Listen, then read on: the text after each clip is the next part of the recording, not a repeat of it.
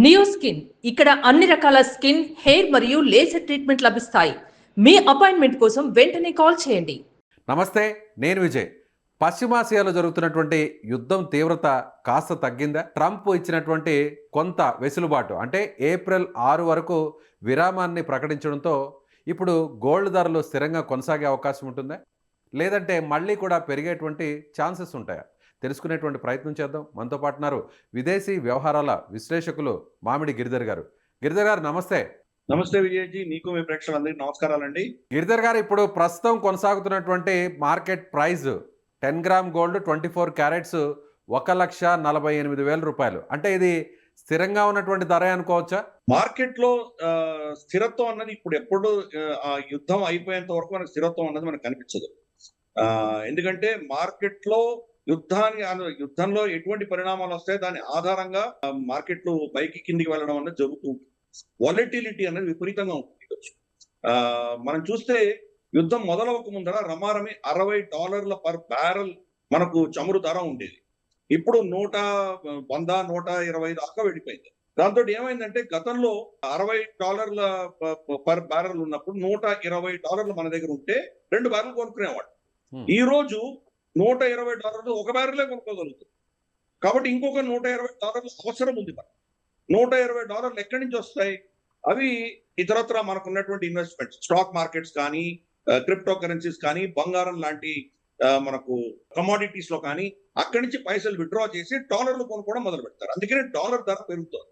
So ఇవి అన్నిటి కూడా లివరేజ్ అలాగే ఉంటుంది. రేపటి రోజు యుద్ధం ఆగిపోయి చమురు ధర మళ్ళీ కనుక మనకు అక్కడ దీని 60 రేంజ్ లోకి వచ్చిందంటే కనుక, 60-50 ఆ రేంజ్ లోకి వచ్చిందంటే కనుక మళ్ళీ డాలర్ కొంచెం తగ్గి బంగారం పెరిగేటువంటి అవకాశాలు. లాంగ్ టర్మ్ దీర్ఘకాలీనంగా మనం చూసామంటే కనుక చైనా మనకు బంగారం కొంటున్నది.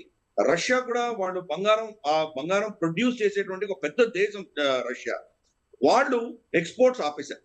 సో బంగారం యొక్క అవైలబిలిటీ దాని ప్రపంచంలో కొనుక్కోవడానికి ఎక్కడైతే మనం కొనుక్కోగలమో అక్కడంతా కూడా తగ్గిపోతున్నాయి. దాంతో ధరలు పెరుగుతాయి. మీడియం టు లాంగ్ టర్మ్ తప్పకుండా పెరుగుతాయి. షార్ట్ టర్మ్ లో వాలటిలిటీ ఉంటుంది. రేపటి రోజు యుద్ధం ఆగిపోయింది అంటే కనుక బహుశా కొంత కూల్ డౌన్ అయ్యేటువంటి అవకాశాలు ఉన్నాయి. మనకు పెట్రోల్ ధరలు కనుక మన పెట్రోలియం పర్ బ్యారెల్ 100 కంటే తక్కువ పడిందంటే కనుక ప్రత్యామ్నాయాలు మళ్ళీ స్టాక్ మార్కెట్ కొద్దిగా పెరుగుతాయి, బంగారం పెరుగుతుంది, ఇవన్నీ కూడా అవుతాయి. మళ్ళీ యుద్ధం వచ్చిందంటే కనుక ఆ అస్థిర వాతావరణంలో అందరూ డాలర్లు కొనుక్కునేటువంటి ప్రయత్నం చేస్తున్నారు.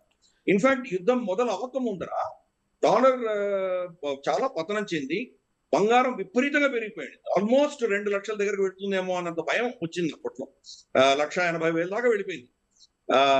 దానికి కారణం ఏంటంటే కనుక క్రమేపీ డాలర్ మీద నమ్మకాలు పోతున్నాయి ప్రజలందరికీ కూడా. అలాగే పెద్ద పెద్ద దేశాలు, చైనా, భారతదేశం, ఇటువంటి చాలా దేశాలంతా కూడా బంగారం కొనడం మొదలుపెట్టారు. ఎందుకంటే రేపటి రోజు డాలర్ కు ప్రత్యామ్నాయం ఏదైనా ఉంది అంటే కనుక బంగారమే. కాబట్టి బంగారం మీద ఇన్వెస్ట్ చేసుకుంటూ వెళ్ళారు. డీ డాలరైజేషన్ అంటారు. డాలర్ కు ప్రత్యామ్నాయం చూసుకునే దిశగా బ్రిక్స్ కరెన్సీస్ రావడం కానీ ఇటువంటివన్నీ వస్తున్నప్పుడు బంగారం అవసరం ఉంటుంది. కాబట్టి దీర్ఘకాలీనంగా బంగారు కొనుగోళ్లలో ఈ దేశాలు, అంటే వ్యక్తిగతంగా మనం కొంటామా లేదా పక్కన పెడితే కూడా దేశాలు, మన రిజర్వ్ బ్యాంక్ ఆఫ్ ఇండియా లాంటి సంస్థలు వాడు కొనుక్కుంటూనే ఉంటాయి. కాబట్టి దానివల్ల ధర పెరుగుతాయి. కానీ ఇప్పుడు ఒక సంక్షోభం వచ్చింది కాబట్టి బంగారాన్ని డిస్పోజ్ చేసి, ఇన్ఫాక్ట్ భారతదేశం కూడా మన గోల్డ్ స్టాక్స్ ని కొంచెం తగ్గించుకున్నాం మనం. దాని ప్రత్యామ్నాయంగా డాలర్లు కొనుక్కోవాల్సిన ఆవశ్యకత ఈరోజు వస్తుంది. అందుకనే అమెరికా ఎప్పుడైతే వాళ్ళ డాలర్ యొక్క ఇంపార్టెన్స్ తగ్గిందో, డాలర్ల యొక్క అవసరం తగ్గిందో ప్రపంచంలో, దాని అవసరం పెంచడానికి కోసం ఇటువంటి యుద్ధాలు చేస్తారు. మనం చరిత్రలో చూసామంటే గత 40-50 ఏళ్లలో చూసామంటే 2 యుద్ధాల మధ్యలో రెసెషన్కి వెళ్ళిపోతుంది అమెరికా. రెసెషన్ నుంచి బయటకు రావాలంటే యుద్ధం చేస్తారు. కంటిన్యూస్ గా యుద్ధాలు చేస్తూనే ఉంటారు. యుద్ధం చేస్తే వాళ్ళ మార్కెట్ పెరుగుతుంది, డాలర్ యొక్క డిమాండ్ పెరుగుతుంది, డాలర్లు కొనుక్కోవాల్సిన ఆవశ్యకత తిరిగి వస్తుంది. సో ఇదొక మోడల్ వాళ్ళు చాలా కాలంగా చేస్తున్నారు. అందుకనే అక్కడ ఏదో న్యూక్లియర్ వెపన్స్ ఉన్నాయనో, ఇరాన్ వ్యతిరేకంగా ఏమీ లేదు, అసలు ఏమీ లేదు ఉన్నట్టు ఒక రోజు నిద్ర లేచి వాళ్ళు యుద్ధం మొదలు పెట్టారు. అందుకని ఇవన్నీ కూడా ఏంటంటే అమెరికా వాళ్ళ డాలర్ ని బలపరచుకోవడానికి, వాళ్ళ దేశంలో అప్పులు రావడానికి చేసేటువంటి చర్యలు ఇవన్నీ కూడా. ఈ సంవత్సరం రమారమి $2-3 ట్రిలియన్ అప్పులు వాళ్ళు వాపస్ ఇవ్వాలి. అమెరికా ఇచ్చేటువంటి పరిస్థితి లేదు. ఎవరు కూడా దాన్ని అమెరికాలో వచ్చేటువంటి అప్పుని కొనుక్కోవడానికి సిద్ధంగా లేరు. మరి ప్రపంచాన్ని ఫోర్స్ చేసి దాన్ని కొనిచ్చాలంటే ఏం చేయాలి? డాలర్ యొక్క డిమాండ్ పెంచాలి. ఈ రోజు చమురు ధర పెరిగిపోయింది కాబట్టి డాలర్ డిమాండ్ పెరిగింది కాబట్టి ఆటోమేటిక్ గా అందరూ డాలర్లు వాళ్ళ బాండ్లు కొనుక్కోవడం మొదలు పెడతారు. లేకపోతే బాండ్ ఈల్డ్ పెరిగిపోయేటువంటి ప్రమాదం ఉంది. 1.5-2% దగ్గర నుంచి 5% ఇస్తే గానీ మేము బాండ్ కొనము అన్నటువంటి పరిస్థితి వస్తే అమెరికా పరిస్థితి ఏమవుతుంది? అందుకనే ఇటువంటి చర్యలను చేస్తుంటారు వాళ్ళు. గిరిధర్ గారు ఇరాన్ మనకు ఒక వెసులుబాటు కూడా ఇచ్చింది. అంటే కొన్ని మిత్ర దేశాలకు స్ట్రైట్ ఆఫ్ హార్ముజ్లో ఆయిల్ కానీ ఎల్పిజి కానీ ట్రాన్స్పోర్టేషన్ చేసుకోవడానికి గ్రీన్ సిగ్నల్ ఇచ్చింది. కాబట్టి మనకి ఇప్పటికిప్పుడు వచ్చేటువంటి నష్టం లేదనుకోవచ్చు కదా. మనం ప్రపంచంలో మనం ఐసోలేటెడ్ గా లేదు. ప్రపంచం అంతా దీనివల్ల ఎఫెక్ట్ అయి ఉంటాయి కనుక మనం కూడా దాని నుంచి తప్పించుకోలేదు. అయినా ఇక్కడ చమురు ప్రొడక్షన్ అన్నది ఇప్పుడు తగ్గిపోయింది. అక్కడ ఇప్పుడు సౌదీ అరేబియా కావచ్చు, లేదా మనకు ఖతార్ కావచ్చు, మనకు కువైత్ కావచ్చు, ఇరాక్ కావచ్చు, వాళ్ళు చమురు ప్రొడ్యూస్ కూడా చేయట్లేదు. ఒకప్పుడు 130-140 షిప్పులు అక్కడి నుంచి బయటకు వచ్చేటువంటి పరిస్థితి ఈ రోజు చూస్తే కనుక నెలలో 140 షిప్పులు వచ్చినాయి అంతే. రోజుకి 130 షిప్పులు ఎక్కడ, నెలకి 140 షిప్పులు ఎక్కడ. కాబట్టి మనకు రావాల్సినంత చమురు రావట్లేదు. ప్లస్ ఖతార్ వచ్చేసి వాళ్ళ గ్యాస్ ప్రొడక్షన్ ని ఆపేస్తుంది. ఎందుకంటే వాళ్ళ మీద బాంబులు పడ్డాయి కాబట్టి 17% వాళ్ళ ప్రొడక్షన్ దెబ్బతినింది కాబట్టి ప్రొడక్షనే లేదు. మనం తీసుకోవాలన్నా కానీ ప్రొడక్షన్ లేదు. ఆల్రెడీ దాని లోడ్ అయినటువంటి షిప్పులను బయటకు తీసుకొస్తున్నాం మనం, ప్రొడక్షన్ జరగట్లేదు ఖతార్. కాబట్టి ఈ ఇబ్బందులు ఉన్నాయి మనకి. ప్రొడక్షనే లేనప్పుడు మీరు వెళ్ళి స్ట్రైట్ ఆఫ్ హార్ముజ్ ఓపెన్ చేసినా మీరు ఏం చేయగలరు? ఈ ఇబ్బందులు ఉన్నాయి మనకి. కానీ మనకు ఈ డిస్టింక్షన్ అర్థం చేసుకోవాలి. గ్యాస్, వంట గ్యాస్ కిను తర్వాత మనకు పెట్రోల్ డీజిల్ కి మనం తేడా తెలుసుకోవాలి. పెట్రోల్ డీజిల్ కి మనకు కొరత లేదు అసలు. మన దగ్గర బాగా 75 రోజులు 80 రోజుల మన దగ్గర నిల్వలు ఉన్నాయి, స్టాక్స్ ఉన్నాయి మన దగ్గర. పైపెచ్చు మనం ఈరోజు ఏప్రిల్ సంబంధించి మనం ఆల్మోస్ట్ చాలా విపరీతంగా మనం గతంలో కొనేదానికి రెట్టింపు మనం రష్యా నుంచి కొంటున్నాము. అలాగే మనకు ఈవెన్ ఇరాన్ ఆయిల్ కొంటున్నాం. 2019లో మనం లాస్ట్ కొన్నాం ఇరాన్ నుంచి, తర్వాత మానేసాం మనం. డొనాల్డ్ ట్రంప్ అప్పుడు ఫస్ట్ టైం ప్రెసిడెంట్ గా ఉన్నప్పుడు వేసిన ఆంక్షల వల్ల మనం ఇరాన్ నుంచి కొనడం ఆపేసాం. ఇప్పుడు మళ్ళీ ఇరాన్ నుంచి కూడా కొంటున్నాం. కాబట్టి మనకు పెట్రోల్ డీజిల్ కి కొరత లేదు. చేస్తే కూర్చొని దాని ధరలు పెరిగేటువంటి అవకాశాలు కొద్దిగా ఉన్నాయి, కానీ అంతకు మించి ఇంకేం లేదు. ఆ ధరలు కంట్రోల్ చేయడానికే భారత ప్రభుత్వం ఎక్సైజ్ డ్యూటీ తగ్గించడం ఇవన్నీ చేశారు. అలాగే రాష్ట్ర ప్రభుత్వాలు కూడా తగ్గించారు. ఇప్పుడు మనం చూస్తే కనుక మనకు బీజేపీ ఏతర రాష్ట్రాల్లో మనకు పెట్రోల్ ధరలు చాలా ఎక్కువగా ఉంటాయి. ఎందుకంటే మనకు తెలుసు, ఒక 3-4 సంవత్సరాల క్రితం బీజేపీ పాలిత రాష్ట్రాలన్నీ కూడా 10 రూపాయలు తగ్గించాయి. వాళ్ళ స్టేట్ ట్యాక్స్ తగ్గించుకున్నాయి, కానీ ఇవి తగ్గించలేదు. ఫర్ ఇన్స్టెన్స్ మనకు ఆంధ్రప్రదేశ్ ఇప్పుడు మన దేశంలోనే హైయెస్ట్ టాక్సేషన్ పెట్రోల్ మీద ఉన్నది ఆంధ్రప్రదేశ్ లో. దాని తర్వాత మనకు తెలంగాణ, తర్వాత కర్ణాటక, తమిళనాడు ఇవన్నీ కూడా చాలా హైగా ఉంటాయి. పక్కన ఉన్నటువంటి మహారాష్ట్ర, మధ్యప్రదేశ్, ఉత్తరప్రదేశ్ ఇవన్నీ కూడా తక్కువ ఉంటాయి. ఆల్మోస్ట్ 10 రూపాయలు తేడా ఉంటుంది వాటికి వీటికి. కాబట్టి రాష్ట్ర ప్రభుత్వాలు కూడా కొంత దీన్ని తగ్గిస్తే కనుక ప్రజలకు కొంత ఊరట కలుగుతుంది. సో ఇవి ఈ యొక్క ఇబ్బంది తప్ప ప్రైసింగ్ ఇష్యూ ఒకటే, కానీ అవైలబిలిటీ అనేది దానికి ఇబ్బంది లేదు. మనకు కొరత లేదు. పెట్రోల్ కి సంబంధించి, గ్యాస్ కి సంబంధించి మనకు కొరత ఉన్నది. ఎందుకంటే రమారమి 50-60% మనం ఖతార్ నుంచి కొంటున్నాము. ఖతార్ ప్రొడక్షనే ఆపేసి, కాబట్టి మనకు ఆ ఇబ్బందులు ఉన్నాయి. అది కూడా మనకు ఎల్పిజి మన సిలిండర్లు ఏవైతే ఉన్నాయో దానికే ఇబ్బంది. మనకు పైప్ గ్యాస్ లైన్ చాలా పట్టణాల్లో ఉన్నాయి. ఆ పైప్ గ్యాస్ లైన్ కి ఎటువంటి ఇబ్బంది లేదు. మనకు అస్సాం ఫీల్డ్స్ నుంచి కావచ్చు, లేదా మనకు కృష్ణా గోదావరి కేజీ బేసిన్ నుంచి కావచ్చు వస్తున్నటువంటి సరఫరా, దాంట్లో మనకి ఇబ్బంది లేదు. అది మనకి ఏం ప్రాబ్లం లేదు. ప్రత్యామ్నాయాలు ఆల్రెడీ ఆర్డర్ ఇచ్చాము. అర్జెంటీనా నుంచి వస్తున్నాయి, అమెరికా నుంచి వస్తున్నాయి, అలాగే మన కెనడా నుంచి వస్తున్నాయి. ఇవి అక్కడి నుంచి షిప్లు రావడానికి కనీసం అంటే 25 రోజుల నుంచి 30 రోజులు పడతాయి. కాబట్టి మనకు ఏప్రిల్ ఎండ్కి బహుశా ఇవన్నీ కూడా వస్తాయి. మనకు మే 2nd, 3rd week of May వచ్చేసరికి మనకు ఈవెన్ గ్యాస్ సిలిండర్ల ఇబ్బంది కూడా మనకు ఉండదు. ఖతార్కి ప్రత్యామ్నాయాలు చూసుకుంటారు. ఇందులోపల ఖతార్ ప్రొడక్షన్ మొదలు పెడితే మనకు స్ట్రైట్ ఆఫ్ హార్ముజ్ లో ఇరాన్ పర్మిషన్ ఇచ్చింది కాబట్టి బహుశా అక్కడి నుంచి కూడా కొంచెం తెచ్చుకునేటువంటి ప్రయత్నం చేస్తాం. సో ప్రత్యామ్నాయాలు చూసుకుంటున్నాం మనం. కొంత ఒక 5-6 వారాలు ఇబ్బంది మనకు తప్పకుండా ఉంటుంది దీనివల్ల. బట్ దాని తర్వాత మనకు ఈవెన్ గ్యాస్ లో కూడా ప్రాబ్లం ఉండదు, పెట్రోల్ లో అస్సలు ప్రాబ్లం లేదు మనకు.